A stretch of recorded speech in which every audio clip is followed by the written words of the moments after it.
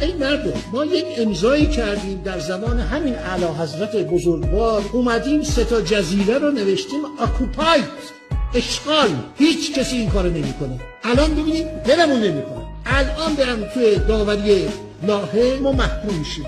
ناصرالدین شاه این کارو نکرد، مظفرالدین شاه این کارو نکرد، پادشاهان قبلی نکردن. نوشته اکوپاید، یعنی سربازان ایرانی جزیره را موقتا اشغال بودن. همین شاهنشاه معظم یک قراردادی رو امضا کردن، واقعا ننگ این مملکت. زمان پهلوی این کار شد. زمان پهلوی اخیراً دیدم این تلویزیونا میگن که دولت جمهوری اسلامی این کارو کرده. نه، اون زمانی که گفتن آقا 3 تا جزیره اینا خیلی ناراضیان، اومدن گفتن آقا 2 تا جزیره از اینا که زیر آب میره. گفتن خیلی خوب، اشکالی نداره، این 2 تا جزیره زیر آب نمیره. یکشون وسعتش 8 کیلومتره و یکشون وسعتش 12 کیلومتره. زرکور اسمشون کردن زرقا، آریانا رو کردن سیل ابونعیر. توجه، الان همه رو نقشه هستش.